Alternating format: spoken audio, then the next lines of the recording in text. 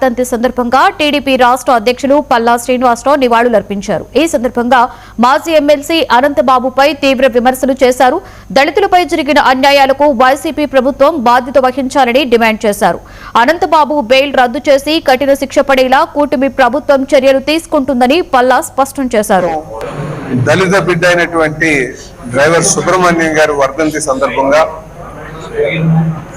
వారికి ఘన నివాళులు అర్పిస్తూ వారి హత్యకు కారకులైనటువంటి అనంతం ఎమ్మెల్సీ అనంతబాబు వారు కుటుంబ సభ్యులపైన కఠినమైనటువంటి చర్యలు తీసుకోవాలని చెప్పేసి మేము కోరుతూ, అలాగే కూటమి ప్రభుత్వం ఆ దళిత బిడ్డకు ఆ కుటుంబానికి అండగా ఉంటుందని చెప్పి తెలియజేస్తూ, ముఖ్యంగా ఈరోజు ఈ కార్యక్రమం ఎందుకు తీసుకున్నామని మీరు అడిగితే,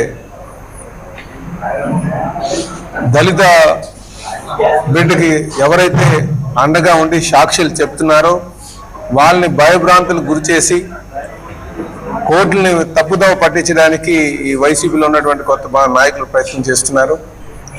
ఇది జరగకుండా ఉండాలని, అలాగే దళిత సోదరులందరినీ కూడా జాగృతం చేసి వారందరికీ కూడా కూటమి ప్రభుత్వం అండగా ఉందని చెప్పి తెలియజేస్తూ ఈ కార్యక్రమం చేపట్టడం జరిగింది. ఇదే కాదు, దళిత బిడ్డ అయినటువంటి డాక్టర్ సుధాకర్ను కూడా అదేవిధంగా హత్య చేశారు. అనేక దళిత సోదరులతో ఓట్లతోనే గత ప్రభుత్వం గెలిచి దళితుల మీద దమకాండం చేసినటువంటి పరిస్థితి. ఈరోజు అందుకే కూటమి ప్రభుత్వం దళిత సోదరులకు అండగా ఉందని చెప్పి తెలియజేస్తూ, ఎవరైతే డ్రైవర్ సుబ్రహ్మణ్యాన్ని హత్య చేశారో వాళ్ళందరూ కూడా శిక్ష పడే వరకు కూడా మేము వాళ్ళకి అండగా ఉంటామని చెప్పేసి ఆ కుటుంబానికి అండగా ఉంటామని చెప్పి తెలియజేస్తూ సెలవు తీసుకుంటారు.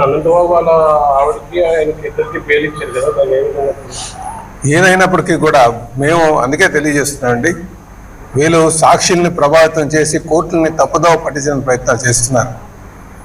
మేము అందుకే ఈరోజు దళిత సోదరులందరినీ కూడా మేము జాగృతం చేస్తున్నాం. ఇది మనం వీరెవరైతే హత్యకి కారకులో వాళ్ళని శిక్ష పడే వరకు కూడా ఆ కుటుంబానికి మనం అండగా ఉండాల్సిన అవసరం ఉందని చెప్పి తెలియజేస్తాం. అందుకే వాళ్ళకి న్యాయపరంగా కావాల్సిన సహకారం కానీ మనకి ఆ కుటుంబానికి కావాల్సిన అన్ని విధాల సహకారం కూడా మేము అందిస్తామని చెప్పి తెలియజేస్తాం. దళిత బిడ్డ అయినటువంటి డ్రైవర్ సుబ్రహ్మణ్యం గారు